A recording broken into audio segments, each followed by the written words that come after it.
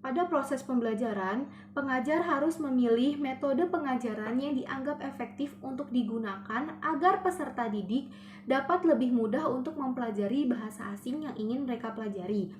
Pada proses pembelajaran bahasa asing terdapat dua proses, yaitu berbicara dan menulis.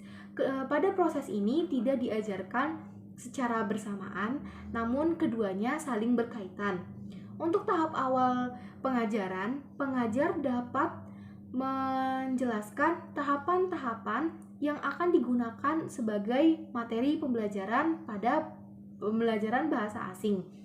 Pengajar juga dapat menggunakan metode pembelajaran bahasa asing seperti metode audiolingual, metode silent way, metode Suggestopedia, metode community language learning, total physical response, dan metode the communicative approach. Pada proses pembelajaran berbicara dan menulis ini, saya menyarankan untuk menggunakan metode audiolingual. Karena pada metode audiolingual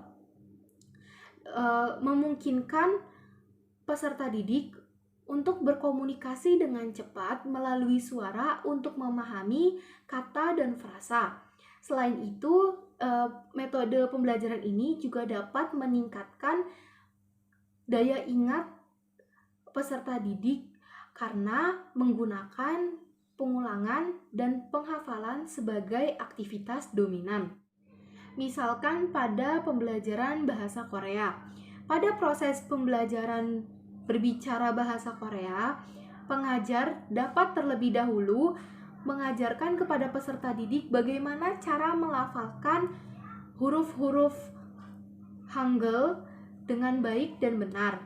Setelah peserta didik mampu melafalkan huruf-huruf Hangul dengan benar, pengajar dapat mengajarkan kepada peserta didik bagaimana cara melafalkan kata-kata bahasa Korea.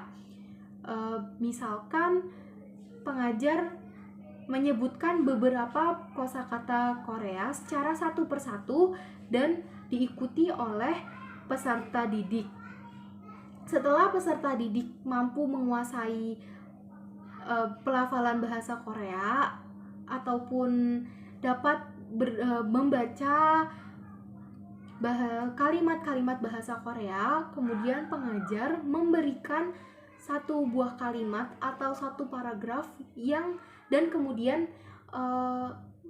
menyuruh peserta didik untuk membacakan kalimat atau paragraf tersebut. Jika peserta didik sudah menguasai semua itu, pengajar dapat membuat kelompok pada peserta didik dan peserta didik membuat dialog-dialog yang diucapkan di depan kelas ataupun di hadapan pengajar. Pada proses pembelajaran menulis bahasa Korea, pengajar dapat terlebih dahulu mengajarkan bagaimana cara menulis huruf-huruf Hangul baik vokal maupun konsonan pada peserta didik.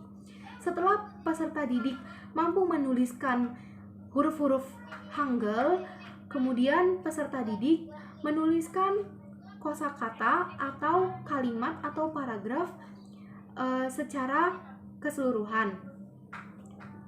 Setelah peserta didik mampu menuliskan kata, kalimat, atau paragraf tersebut, pengajar dapat memberikan tugas kepada peserta didik untuk menuliskan atau membuat satu buah cerita yang kemudian diserahkan kepada pengajar untuk dikoreksi.